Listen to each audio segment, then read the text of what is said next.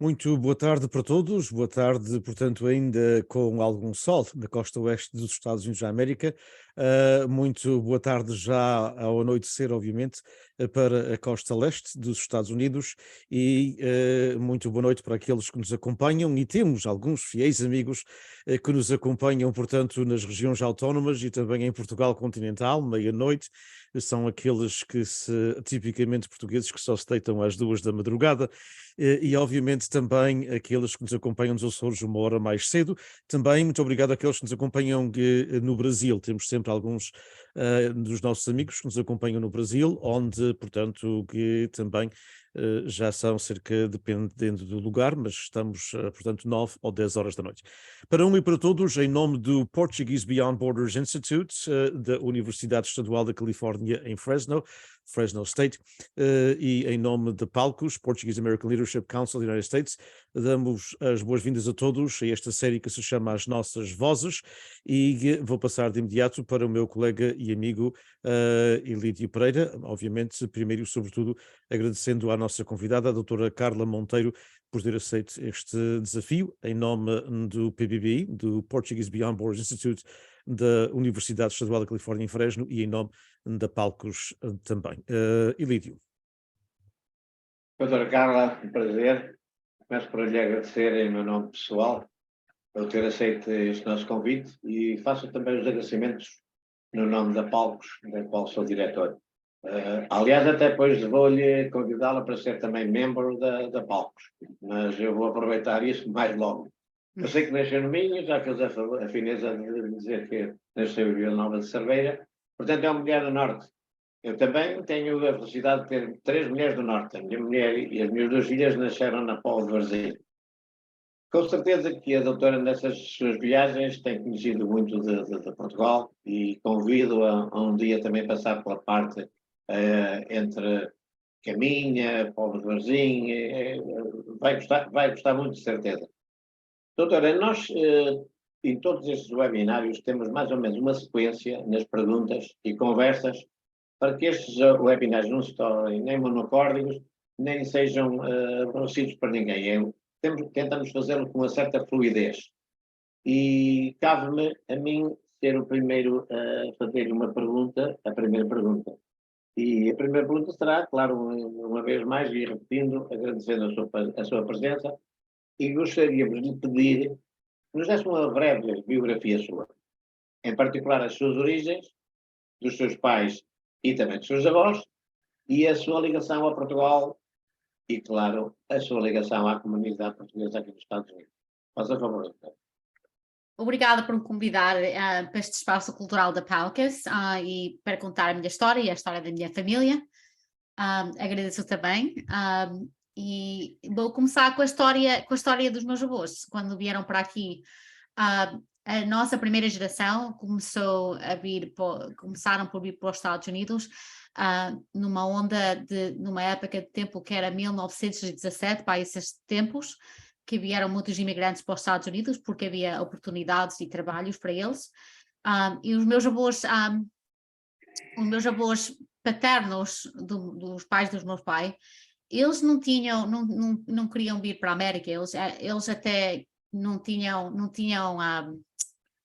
eles não queriam migrar para a América e ficaram em São José Chaves e trabalharam as terras, tiveram lá 9 filhos e o trajeto deles era para continuar a trabalhar as terras e viver em São José. Mas os tios do meu pai, tinha 2 tios e uma tia, eles vieram para a América em 1917, tinham uma tia e 2 tios, e quando vieram estavam as coisas muito boas aqui, em Portugal penso que as coisas estavam um bocadinho mais inseguras, e então viveram aqui durante 3 anos, e depois nesse tempo lá tinham a vivência, mas quando houve a economia começou a estar mais instável depois do stock market crash, quando foi o mercado económico para baixo, começou aquela depressão grande, ou Great Depression, e eles tiveram que o que me contaram é que havia muita fome nos Estados Unidos, que até as pessoas aqui naquela altura, no Great Depression, tinham que ir para os lixos encontrar comida. As coisas não eram boas aqui, e também tinha uma tia dele que estava grávida, 7 meses, e depois decidiram que tinham que ir para trás para Portugal de vez, porque não conseguiam viver aqui mais, por causa de estar muito mal aqui as coisas. Do lado da minha mãe, a história foi um bocadinho diferente, também era parecida um bocadinho diferente, mas emigraram para New Bedford, os meus bisavós, e o meu avô, o pai da minha mãe, nasceu aqui com 3 irmãos. Tinha 3 irmãos e eles todos faleceram enquanto estavam aqui, e foi ele o único que viveu, mas também passou uns 3 anos aqui nos Estados Unidos. E depois foi nesse tempo que o meu avô trabalhava nas fábricas aqui nos Estados Unidos, e depois viu-se doente, ou não conseguia porque faziam doente as fábricas, e decidiram emigrar para trás de Portugal, e foi aí onde é que foi conhecer a minha avó, o meu avô, e tiveram 5 filhos que viveram na aldeia, e depois quando o meu avô tinha 35 anos, também faleceu. Minha mãe tinha 3, era muito pequenina, não conheceu muito o pai dela, e teve que ser criada por os avós e a mãe dela, uma mãe solteira. Então, viviam aquela vida da aldeia, e tinha um tio, um irmão dela, que foram todos para a tropa, e depois passaram um tempo e andavam na aldeia, viviam aquela vida.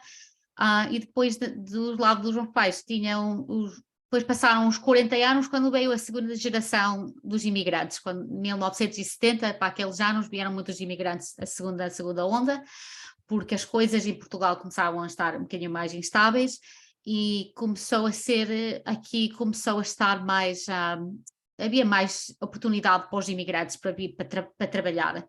E então eu tinha tios e tias que vieram naquela altura, mas os meus pais não eram para vir para os Estados Unidos, não era o que queriam, eles eram para ficar na Europa. Então, a história dos meus pais, a minha mãe estava na aldeia e aprendeu a costurar, e ela aprendeu a costurar com a minha avó, a minha avó paterna, a mãe do meu pai, e estavam dentro. É o que faziam as mulheres na altura, porque as mulheres não iam trabalhar como os homens, e na aldeia aprendeu a costurar e a cozinhar e essas coisas. E minha avó tinha uma escolazita para as mulheres da aldeia, e a onde é que iam aprender a fazer as coisas. A história do meu pai é diferente. Ele, durante os anos até aos 20 anos, trabalhou as terras, e depois teve que ir para a África, foi para a Guiné em 1968, e trabalhou lá como escritório. Esteve lá 1 ano ou 2, e depois, em 1970, regressou para Portugal. As coisas estavam mais ou menos, não sei porque não estava viva naquela altura, não sei como é que estava o clima, mas não havia assim muita oportunidade para os portugueses naquela altura, é porque emigraram. E ele foi com primo, não, primeiro trabalhava na guarda no aeroporto de Lisboa, e depois esteve lá 1 ano, e depois é que foi para o Luxemburgo com primo, e aí é onde é que aprendeu a arte da maçonaria e a cintar as pedras, e esteve lá durante 3 a 4 anos a trabalhar e a aprender a arte dele. E depois, quando regressou para Portugal, casou-se com a minha mãe, e eles queriam viver no Luxemburgo, e iam lá viver de vez, porque lá havia mais trabalho, oportunidade. Mas quando o meu pai foi lá procurar uma casa para viver, não encontrava, não havia casas. Havia trabalho, mas não havia casas. E então regressou para Portugal, continuou na guarda, voltou para a guarda, e depois para a guarda fiscal, e depois ele ficou estacionado em várias zonas em Portugal. E a história, estavam casados os meus pais e andavam em muitas zonas, e eu e os meus irmãos, nós todos nascemos numa zona diferente. Eu sou um de 4, o meu irmão mais velho nasceu em Chaves, em 1975, a minha irmã mais velha também, nasceu em Lisboa, em 1967, e eu nasci no Minho, Vila Nova de Cerveira, em 1979. As coisas em Portugal, naquela altura, estavam mais inseguras e a clima política, com muitos cidadãos, metia muito medo, porque os meus pais tinham medo do comunismo naquela altura, e tinham oportunidades e tinham trabalhos, e estava na guarda fiscal e tinha esse trabalho, mas para termos oportunidades e com medo do comunismo, eles decidiram que era melhor emigrar para os Estados Unidos. E na altura, quando decidiram emigrar, tinha 8 a 10 meses, foi em outubro, em 1980, e já tinha aqui um tio que já estava cá a viver, que há mais de 5 anos, porque já tinha emigrado antes, e esteve e tinha se naturalizado americano, e foi esse tio que chamou para mim e para os meus primos e para os meus outros tios que estavam em Portugal, e é que decidiram emigrar. Então, em 1980, os meus pais emigraram para os Estados Unidos e viemos para Bridgeport, Connecticut, que é uma cidade aqui que tem uma comunidade assim portuguesa, e ainda trata muita gente nesta zona, mesmo estou aqui nesta zona, e então eles estiveram aqui, começaram a trabalhar nas fábricas. A minha mãe trabalhava na costura, o meu pai na construção ou nas fábricas aqui, e o meu pai, tivemos aqui uns 3 a 4 anos a viver em Bridgeport, mas o meu pai não gostava nada da América, queria regressar, tinha muitas saudades de Portugal, e então nós regressamos para Portugal dali a 3 anos, estivemos lá, éramos para ir de vez, não éramos para regressar, e estivemos lá durante um ano, acho que um bocadinho menos de um ano que estivemos lá. E o que aconteceu, a história é engraçada, o meu pai queria lá ir porque queria estar com a família, queria estar no país dele, mas nós tínhamos os papéis todos feitos para as cartas verdes para estar aqui de residentes permanentes, mas a semana antes de caducar os nossos papéis, eles decidiram a regressar, porque o meu pai contava assim a história, que o meu irmão começou a chorar, queria ir para os Estados Unidos, e ele era pequenino, tinha pai 7 anos, e que por causa de começar a chorar, teve muita pena do meu irmão, e a minha mãe também queria regressar, e regressaram por causa de ter mais oportunidades. Também o meu pai tinha um irmão e um primo que lhe avisaram que se queríamos ter oportunidades para os 4 filhos, já tinha a quarta filha, porque ela tinha nascido aqui enquanto estavam aqui naqueles 3 anos, que para termos as oportunidades melhores, era melhor ir para os Estados Unidos. E então vieram em 1984, tinha pai 4 e estava para fazer 5 anos, e regressaram para uma cidade aqui, Wallingford, Connecticut, que não fica muito longe de Bridgeport. Ainda tinha uma comunidade pequenina portuguesa, mas porque ainda tem um clube, mas estavam lá um dos meus tios, e então eles estabilizaram-se nesta zona do Wallingford, e é onde é que eu comecei a ir para a escola, e é onde é que aprendi inglês. Eu tinha 5 anos quando aprendi inglês. A minha mãe trabalhava nas fábricas de costura e depois estava em casa connosco enquanto estávamos na escola. E o meu pai trabalhava na construção, e depois começou e montou uma empresa por a conta dele, na maçonaria, e nós, enquanto estávamos a crescer e éramos jovens, ajudámos a ir a ajustar trabalhos porque eles não falavam muito bem inglês, e nós íamos ajudar. Íamos ver os trabalhos com o meu pai, e ele ajustava os trabalhos, e nós ajudávamos a traduzir, mais a minha irmã e o meu irmão do que eu. Mas, então, nós andamos nas escolas públicas aqui nos Estados Unidos, dei sempre até ao liceu, e aprendi a falar inglês quando tinha 5 anos. Eu só aprendi na escola, porque em casa só falávamos português. Os meus pais nunca aprenderam inglês, o que tinham que aprender, mas não foi assim um inglês muito fluente. Então foi bom para nós, porque sempre tinha aquela coisa que tinha que falar português em casa, e foi muito beneficiário para mim, porque agora, como trato muitos pacientes portugueses, eu posso comunicar com eles.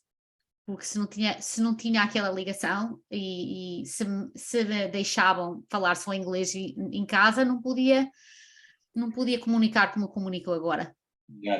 Exatamente.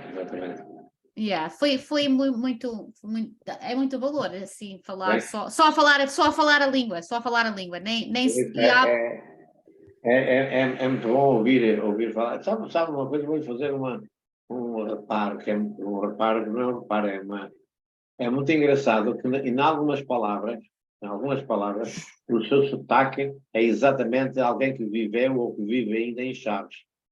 Exatamente. Qualquer coisa que termine em ar, trabalhar, costurar, quando pronuncia mesmo mais de Trás-os-Montes do que do Minho. Mas olha, Isso, o seu português é simplesmente impecável. Meus parabéns. Muito obrigado, muito obrigado. o sotaque é do norte, o sotaque é do norte. Sei, por isso mesmo que disse que é uma mulher do Norte. Ok, amigo Ah, Vinícius, passamos então agora a outra perguntazinha. Bem, eu também reitero o que o Ilídio disse, na realidade, parabéns pelo seu português, e pelo interesse, portanto, e nessa história maravilhosa portanto, de si e dos seus irmãos, de partilharem, de irem aos trabalhos, todos nós que fomos imigrantes, eu emigrei mais tarde, não tinha 10 anos quando emigrei dos Açores também, e era uma das coisas que eu hoje aprecio, mas na altura não gostava muito, ou seja, para todo o mundo que íamos do mundo americano, eu é que servia de tradutor, porque eu era o mais velho e fazia 7 anos de diferença do meu irmão, portanto, eu com 12 anos, não é? E ele com 5, obviamente eu é que faria sempre as traduções.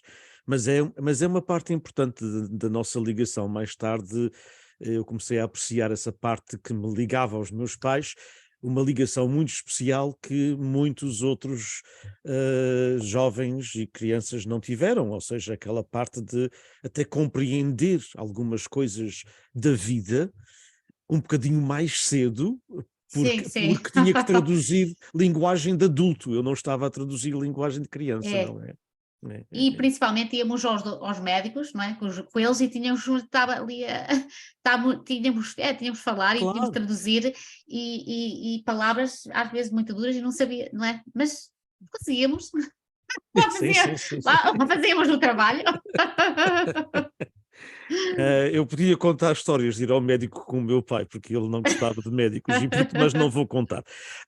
Fale-nos um bocadinho, doutora Carla, do seu processo académico. Obviamente, como é que surgiu este interesse pela medicina dentária? Primeiro, não há, portanto, em ambas as costas, não é só aqui na costa oeste, mas também na vossa, particularmente imigrantes, ou particularmente primeira geração, não temos um número significativo que deveríamos ter de homens e mulheres, particularmente a geração mais nova, a sua geração, na medicina, não é? Portanto, temos mais Sim. enfermeiras, mais médicos, mais terapeutas do que tínhamos, mas não temos ainda o número que deveríamos ter. Portanto, como é que surgiu o interesse pela medicina dentária e como é que foi essa sua trajetória, portanto, até chegar a hoje? E também o importante, como é que vê o papel da sua família no seu processo do ensino? A minha história começou, o meu trajeto o meu interesse começou quando eu tinha 8 anos. Ah, eu sempre sabia que tinha que ter, porque eu via o sacrifício que faziam os imigrantes, os meus pais, a estar aqui num país que não sabiam falar a língua e os trabalhos que tinham que fazer para poderem pôr comida na mesa e nós podemos viver num país novo, não é? E eu, quando tinha 8 anos, tive um acidente de bicicleta, onde parti 2 dentes, os da frente, e sempre não sabia na altura o que ia fazer, mas sabia que num dia queria ter uma profissão. E também sabia, e também comecei quando falava com pessoas, comecei a olhar para os dentes, sempre olhava para os dentes, eu sempre fazia comparações aos dentes, mas não sabia porquê, mas era sempre uma coisa, não sei se foi por causa de partir os dentes, sempre pensava nos dentes. Mas eu comecei a estudar na escola, assim, na escola primária e intermédia e secundária, e sabia que se queria ter um curso mais alto na minha vida, que eu queria, que para os meus pais era muito importante nós irmos para a universidade, porque eles não tinham, e foi um objetivo deles vir aqui para nós podermos seguir para a frente com a educação, mas quando estava na escola, eu sempre tinha que tirar as notas altas, porque eu sempre sabia que se tirava uma nota alta este ano, podia seguir para a próxima classe, que podia tirar esta classe para depois seguir para a próxima, e tudo aumentar. Um passo de cada vez, tudo aumentar um bocadinho de cada vez.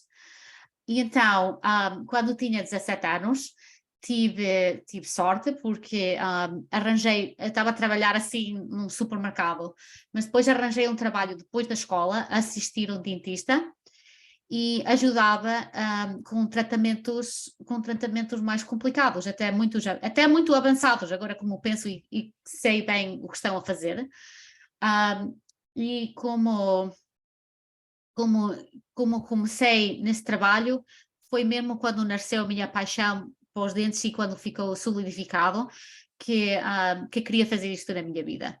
E o meu método a minha paixão, o meu método foi feito naquele momento. Foi mesmo naquele momento, tinha 17 anos, eu ia trabalhar, gostava muito, vinha para casa, só falava sobre o trabalho, porque era muito interessante para mim. E foi uma paixão que nasceu mesmo entre mim. E então eu chegava a casa e um dia até cheguei a casa e disse assim eu estava a falar, e o meu irmão disse-me assim, tu porquê é que não vais ser dentista? E eu disse, ok, posso, tenho 17 anos, sou nova, tenho muito tempo, e também tinha uma mentora que eu estava lá uma médica dentista nessa clínica, e eu falava muito com ela, e ela foi uma inspiração para mim, porque quando falava com ela dava-me conselhos como ser mulher, porque foi um exemplo que podia seguir, porque eu na altura não sabia, porque não tinha esses exemplos de mulheres a ser dentistas. Eu principalmente sempre pensava que os dentistas eram homens, mas como ela era mulher, eu vi que ela tinha família, tinha estabilidade, tinha um emprego bom, ganhava bom dinheiro, e eu falava com ela e ela uma vez disse assim, tu se queres ter uma vida segura e queres ter uma profissão boa, isto é muito bom para ter família, para ter seguridade com as finanças e estar sempre a aprender, é uma coisa, é uma arte, a ser dentista é uma arte. Então foi aí, pois não sabia chegar a esse ponto, sabia nessa altura, olha, quero ser dentista, mas não sabia lá chegar porque não tinha direção. Eu já tenho os cursos e eu posso dar uma direção a um jovem, mas os meus pais não podiam dar direção, os meus tios, ninguém me podia dar direção porque não tinha ninguém para me ajudar. Então esta dentista que era a minha mentora e uma inspiração para mim, comecei a investigar, e eu sei que quando temos um objetivo e queremos chegar a um ponto, nem temos que saber como vamos chegar lá, só temos que saber que queremos chegar lá. E depois as coisas começam a entrar, nós começamos a investigar e começamos a ver, olha, se quero chegar a este ponto, tenho que me formar nisto ou naquilo. Então eu comecei por ir para a universidade, formei-me em ciências biomédicas, e tenho um menor em Química e Microbiologia, e também foi no Quinnipiac University, que é aqui perto da casa, nunca saí fora, estive sempre nas mesmas zonas, e depois continuei com o mestrado também em Ciências Biomédicas, e nesse tempo fiz investigação em parasites de skunks, e depois, não há outra palavra de skunk em português, não sei o que é, mas depois também dei aulas aos alunos de biologia que não era o major deles, mas tinham que aprender. Então, depois do mestrado é que entrei para a escola dentária no University de Connecticut, School of Dental Medicine, que era, na altura já fui em 2006 que fui para a escola, comecei com a escola, que era uma das escolas das melhores para este curso. Enquanto estava na escola, eu sabia que ia ser duro, mas não sabia o que me esperava. Nem imaginava, porque eu penso que esses 4 anos foram um dos mais rigorosos, não é fácil, e que eu estava dentro da escola dentária, mas os primeiros 2 anos do meu treino foi a tirar os mesmos exames como os médicos.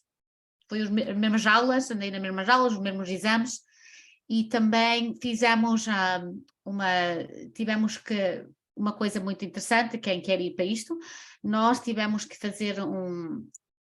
cortar um corpo humano para aprender a anatomia, um dissection, e um corpo inteiro. E também já tinha feito outros animais, mas isso foi o mais importante, porque até este ponto foi uma coisa que fica sempre na memória, e é uma coisa que muita gente não faz, mas dá para me lembrar, mesmo quando estou a falar com os pacientes sobre as coisas de medicina, tenho muita memória disso por causa desses primeiros 2 anos.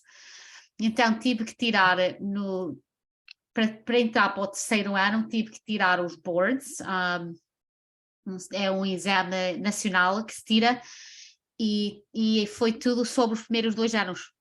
E tivemos que estudar os primeiros 2 anos, tirar um exame e depois seguir para o 3º. O 3º e o 4º ano da nossa escola era mesmo, era mais clínica, era mais a clínica. E na clínica é onde é que aprendemos os tratamentos nos pacientes, e foi ao vivo. Tratávamos 2 pessoas por dia, aprendemos a nossa arte, que a ser dentista é uma arte também, como ciência, as 2 coisas. E então também tive que tirar mais 2 boards antes de graduar, e a primeira board foi ao vivo também, tive que fazer um exame num paciente, era muitos nervos para fazer isso, tinha muitos nervos, mas eu disse, eu vou passar e vou fazer e vou conseguir. E então acabei com o curso, e depois formei-me, mas quando saí da escola, acabei com a escola, mas também quando uma pessoa vai para a escola, nós só aprendemos a andar de gatas, nós aprendemos o básico na escola. E uma arte como a minha, uma profissão como a minha, em medicina, aprendes o que está no livro, mas tens que aprender. E depois agora comecei, eu disse, ok, agora tenho que tratar pessoas ao vivo, agora tenho que ser o doutor, não é? E então eu dediquei-me e disse, eu quero ser um doutor na minha vida, eu quero ser como aquela médica que era meu mentor, era muito boa médica, eu disse, eu quero ser como ela e tenho que ser boa. Não é só ser médico, é ser uma médica muito boa a tratar os pacientes e a fazer trabalhos bons. Então eu inscrevi-me, fiz mais um ano um curso avançado em clínica geral de dentes, e e também tenho outro, e depois já estive um ano a fazer isso, e depois é que entrei para a clínica privada. Eu juntei-me com uma clínica privada com 2 dentistas que já tinham mais experiência e prática, e serviram como mais mentores para mim na minha vida, porque no início também, e mesmo que fiz um ano e tinha mais treino, não sabe-se pouquinho, mesmo quando se começa uma profissão, mesmo não se sabe muito. Então eu agora já estou com esta clínica há 2 anos, e entre esse tempo, mesmo no início, quando eu não sabia, eu sempre fazia muitas perguntas a eles e eles sempre me ajudavam. Foi o que mesmo valeram muito. E então eu depois comecei a ver que tinha muitas falhas, porque fazia comparações com onde é que eles estavam, na profissão deles, e onde é que eu estava. No início não sabia nada, então sentia aquela falha de knowledge, knowledge.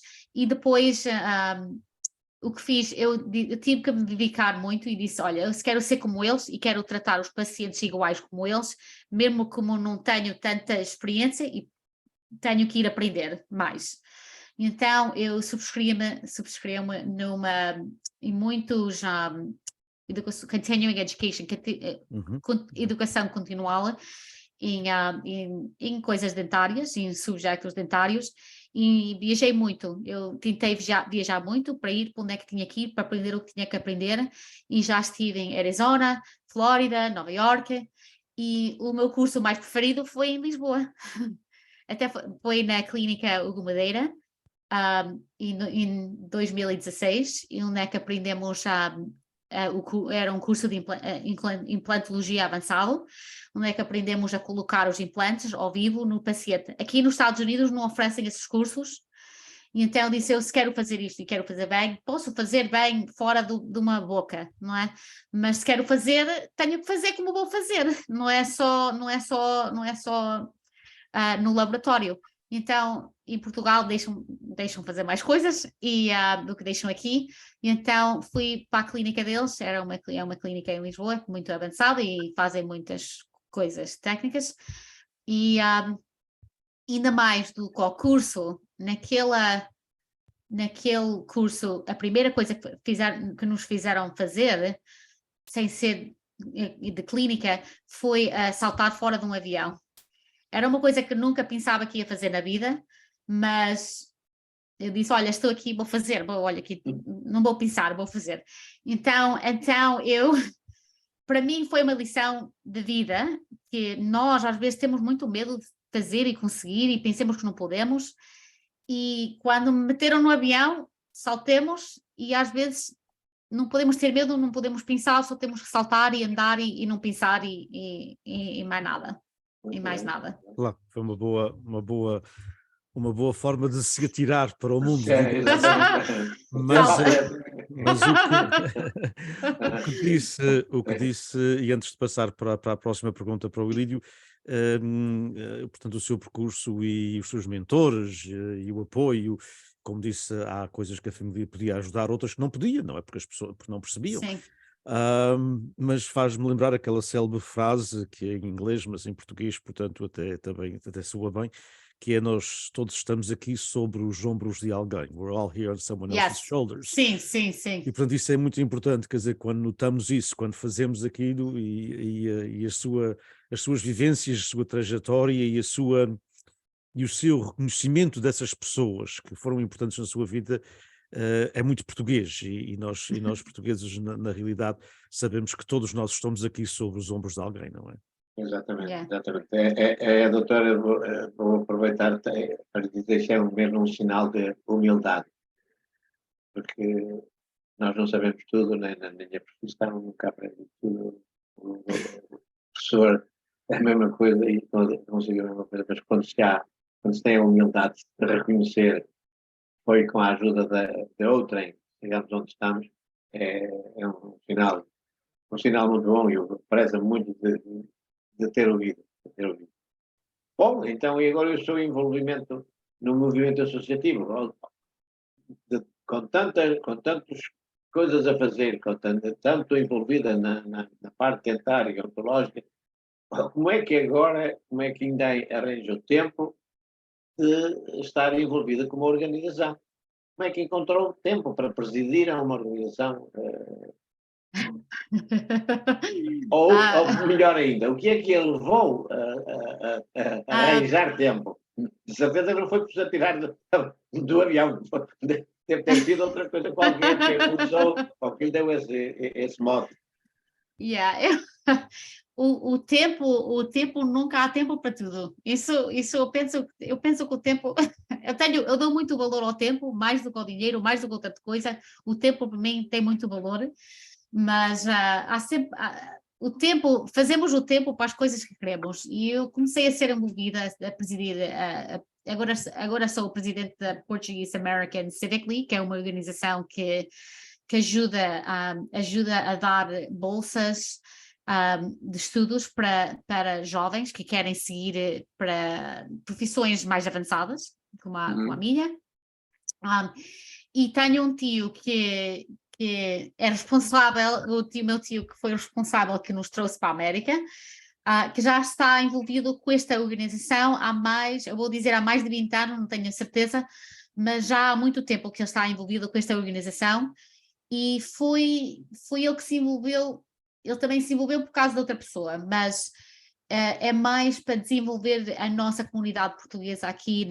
Eu só posso falar da nossa área, mas eu penso que há muitas organizações parecidas como a Palcas, e é mesmo para desenvolver a nossa comunidade, para não ficar, porque os imigrantes quando vieram tiveram que sacrificar muito, tiveram que deixar as casas e os países e as famílias, e vieram para aqui para ter uma vida melhor, e também para os filhos terem uma vida ainda melhor do que a deles, e como os meus pais queriam que nós conseguimos com a educação e com a universidade, penso que muitos imigrantes também têm esses sonhos americanos para os netos e para os filhos. E então, para mim, eu dou muito valor à educação, tenho muito já na escola, mais de 10, maybe mais, e depois, o que penso que é importante é, como eu tinha mentores durante a minha vida que me ajudaram a seguir o meu trajeto, eu penso que é importante que estes jovens também tenham exemplos e pessoas que lhe dão inspiração para seguir os cursos preferidos deles. Eles têm que ter gente como eu e como os meus primos, que também têm cursos avançados, para verem que, como eu vi uma médica dentista, para verem, olha, ela também é médica, eu também posso seguir. Tem que ter exemplos para mostrar que podem também conseguir profissões mais altas. E é bom para a nossa cultura, é bom para a nossa cultura. É muito bom para... Mas eu gosto de estar envolvida porque o objetivo do imigrante quando veio para aqui e começou estas organizações foi para desenvolver a nossa comunidade, e eu penso que eu estar envolvida, quando comecei eu não vi o valor, mas com o meu tio, quando me trouxe para a organização, mas enquanto estou a ver e a pensar, é importante pessoas como eu, da minha geração, que somos os filhos dos imigrantes, a estarem envolvidos nessas organizações para influenciar os jovens e os netos e os bisnetos dos imigrantes que podem ficar mais perdidos nestas coisas. Exatamente. Isso é, eu estava-lhe a dizer que deu um sinal de humildade ao reconhecer quem me ajudou, mas agora está a dar também um sinal muitíssimo importante, e eu e o meu amigo Diniz prolongamos, que é a humanidade. Também é um princípio, nós também portugueses temos às vezes um bocadinho de inveja do que há e tenham ou são, mas nós somos muito humanos, e essa sua razão de se envolver é realmente um espírito muito, muito bonito. Mas parabéns.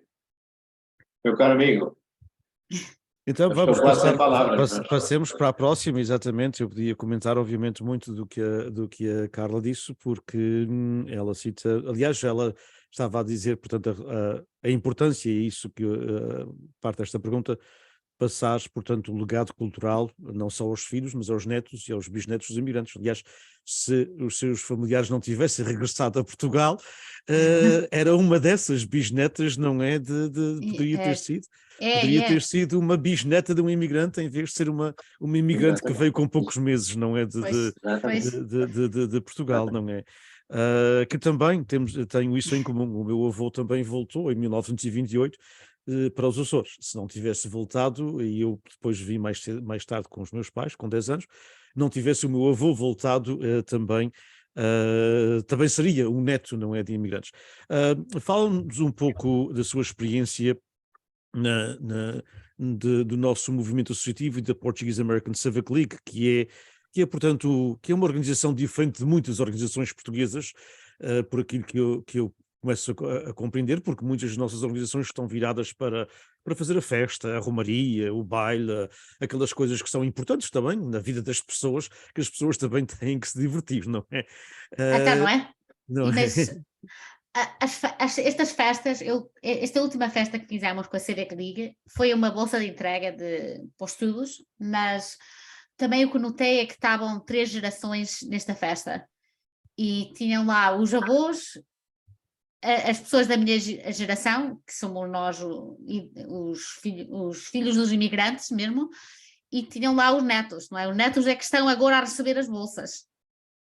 E eu penso que nós tínhamos a ligação a Portugal sempre, porque os meus pais, quando vieram para aqui, eles não queriam que nós perdíamos a nossa cultura e sempre nos levavam para trás para Portugal, e nós sempre passávamos tempo com os nossos primos, passávamos meses mesmo no verão, e então sempre tínhamos aquela ligação e sempre pensávamos que éramos portugueses, não só americanos.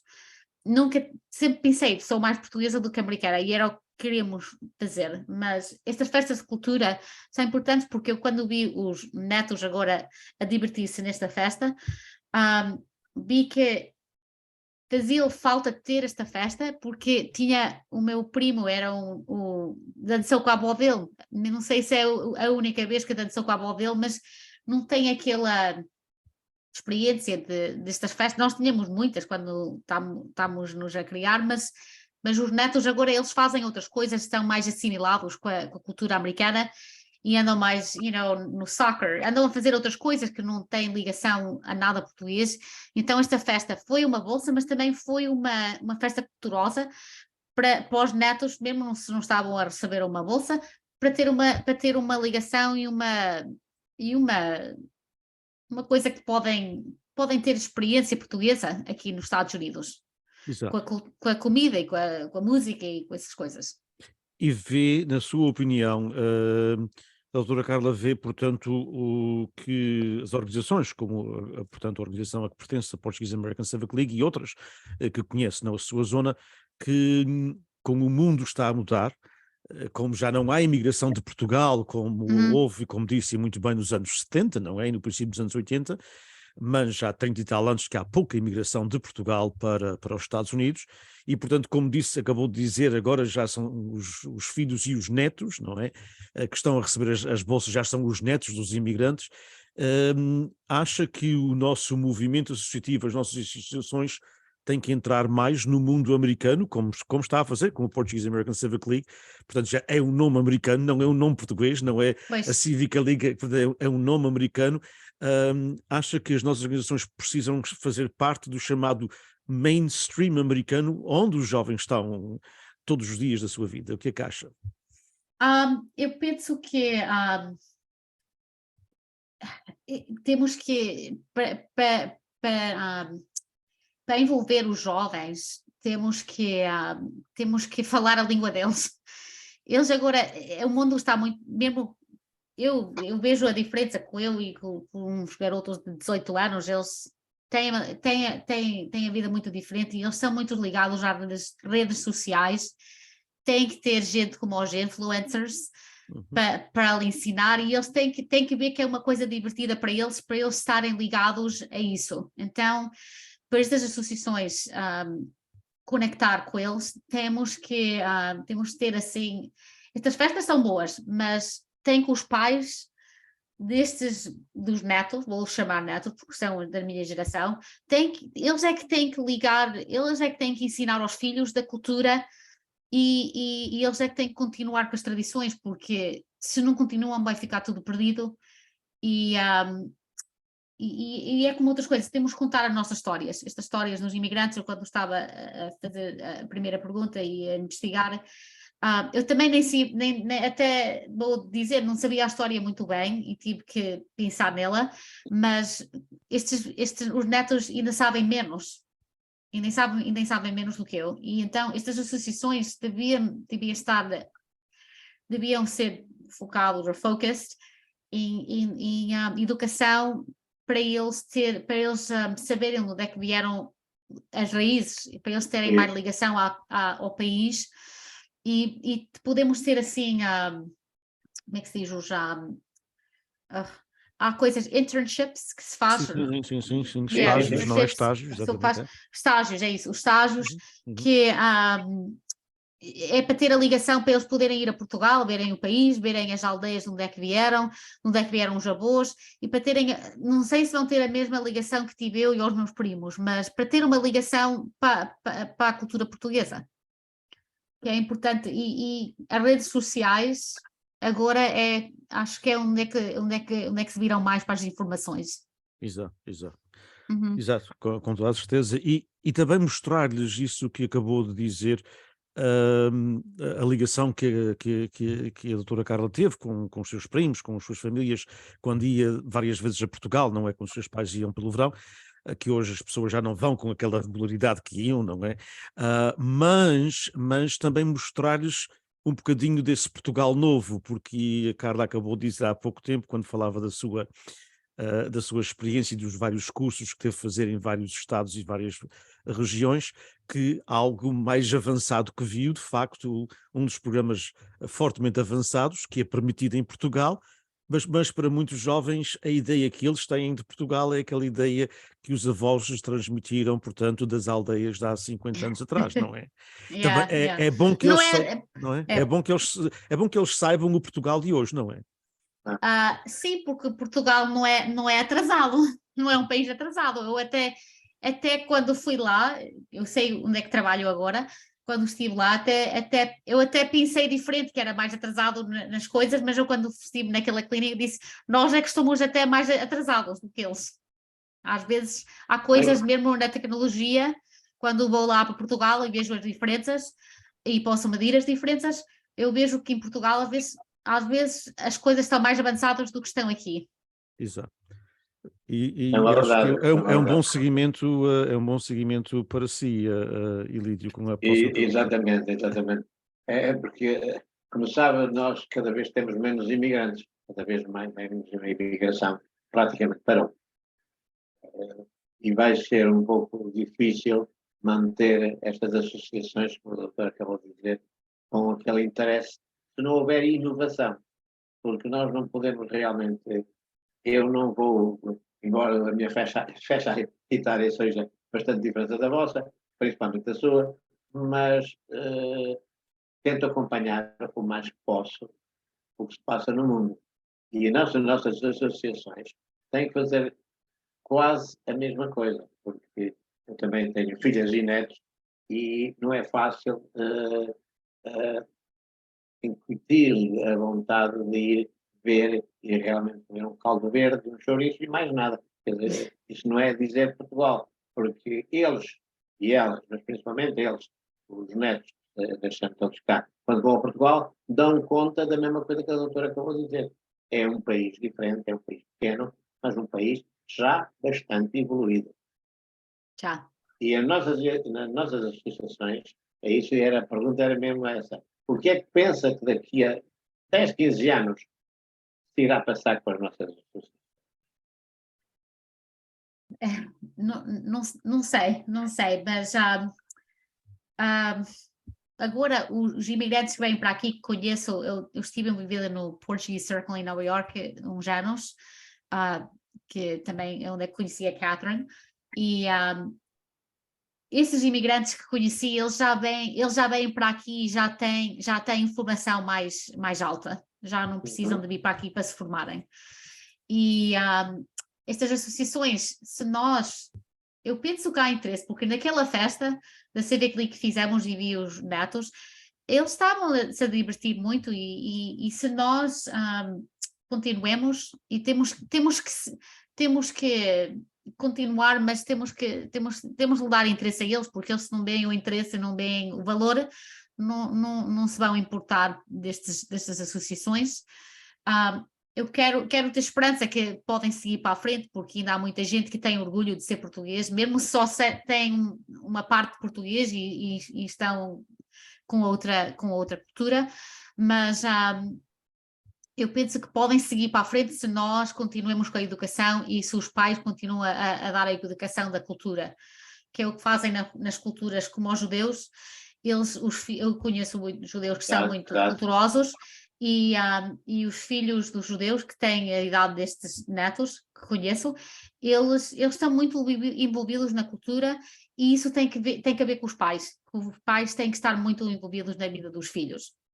Há uma coisa também, doutora, se me permite, é que também nas associações, pessoas de carreiras profissionais como a doutora, têm que tirar também algum tempo para serem eles também envolvidos nessas associações. Porque Sim. realmente quem sabe cozinhar ou quem sabe depois tratar da sala e do salão já são pessoas na idade dos seus pais e na minha idade, e esses não trazem ideias inovadoras. São as ideias que tinham antigamente.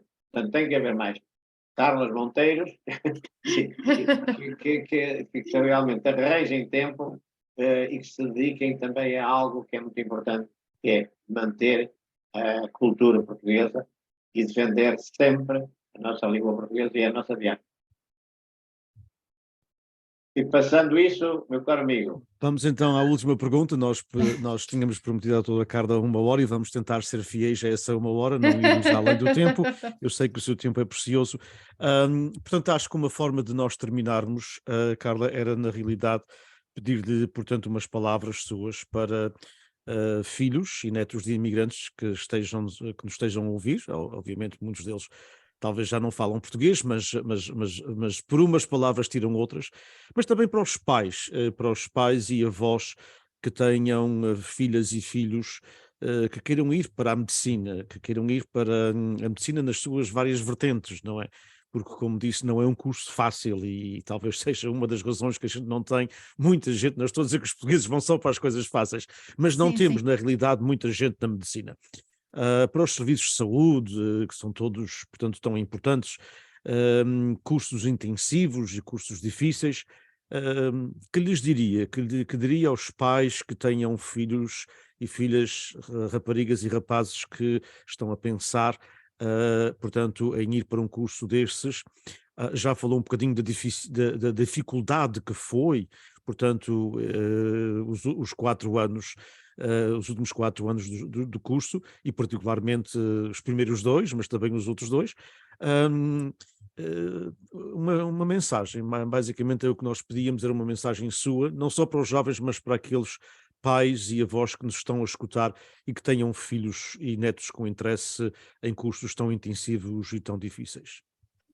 A primeira coisa, os meus pais, eles sempre me deram a liberdade para escolher o que queria estudar e a profissão que queria. Eles nunca me fizeram fazer uma coisa ou outra e sempre me apoiaram, sempre me estavam lá, sempre para ajudar e o que queria e sempre fizeram os possíveis para eu ter o meu curso.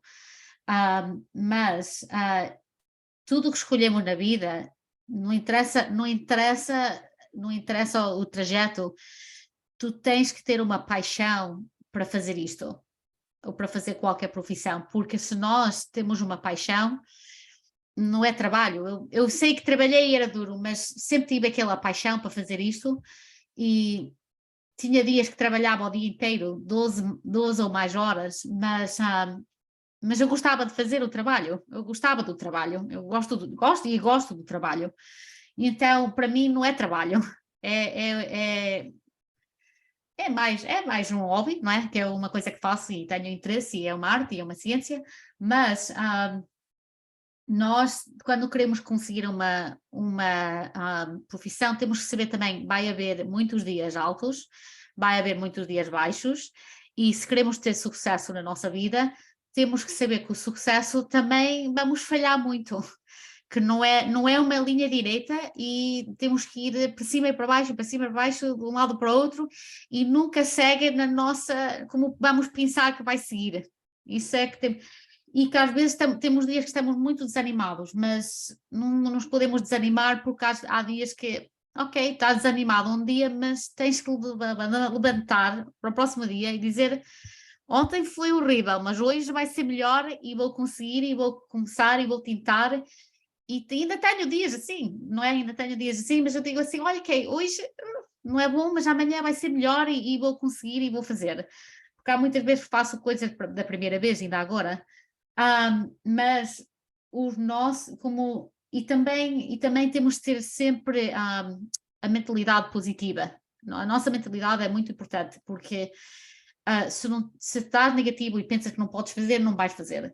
Mas se tu tens a mentalidade positiva e pensas que vais fazer e podes fazer, as possibilidades estão sempre lá, e temos de ter aquela vocação e a paixão para conseguirmos tudo o que queremos. E ter apoio das nossas famílias, dos nossos amigos, dos nossos mentores. Isso é que nos ajuda, e temos que pensar que as coisas não acontecem de um momento para o outro, que estás numa jornada, it's a journey.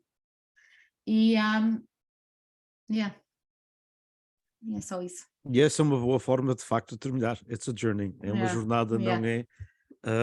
E também quero dizer mais uma coisa, só quero agradecer aos meus pais, aos meus irmãos, aos meus amigos, aos meus primos, aos meus tios, aos meus mentores, e a última coisa que quero dizer é que, como todos os imigrantes, todos rezaram, eu sei que a minha avó ainda agora faleceu e sempre tinha um terço na mão, nós temos que rezar, temos que ter fé em Deus e temos que dar graças às coisas que temos. Na realidade, uma boa forma de terminar e esse adicionamento foi perfeito. Mas é uma jornada e o importante é a jornada, como dizia o velho poeta. Portanto, a jornada muitas vezes é mais importante do que chegar lá, não é? A jornada em si é a vida, não é? Portanto, doutora Carla, muitos parabéns por esta carreira brilhante, que é uma carreira de poucos anos, mas já é brilhante, então daqui a 20 anos, portanto, será ainda mais brilhante. Obrigado em meu nome pessoal, em nome do Instituto da Universidade onde trabalho e onde estas histórias ficam guardadas, portanto, transcritas e guardadas no nosso programa de Histórias Orais, porque também servem para as novas gerações e eu agradeço muito o seu tempo. Parabéns para si, Obrigada. parabéns para os seus pais, parabéns para toda a sua família e Lídio, uma última palavra também sua antes da nossa despedida. Bom, dona Carla. Doutora Carla, uma vez mais obrigado, não é? Porque a sua presença foi mensurável. Mas também não me enganei a apelidá-la de Mulher do Norte, porque as suas respostas claras às nossas perguntas assim o comprovam. Desejo-lhe muito boa sorte na sua carreira profissional e familiar. E conforme o prometido, também para o seu e-mail particular, vou-lhe mandar então um convitezinho para ser membro da PAL, está bem? Obrigada. A todos que fielmente, como o meu amigo diz sempre, nos seguem por esta via, ou que depois também tomam o tempo e nos ouvem através do YouTube, os nossos agradecimentos, porque estes webinários também são para eles. E assim, caríssimo amigo Diniz, um abraço de amizade de sempre, muito boa noite, cara, tive imenso prazer conhecê-la. Obrigada. Muito obrigado, Lídio. Obrigado, doutora Carla. Portanto, damos por terminado mais este webinário da Palcos, Portuguese American Leadership Council of the United States, e também do PBBE, Portuguese Beyond Borders Institute, da Universidade Estadual da Califórnia, em Fresno. Um abraço para todos, muito obrigado. Obrigada. Boa noite. Obrigadíssimo. Boa noite. Boa noite para todos. Muito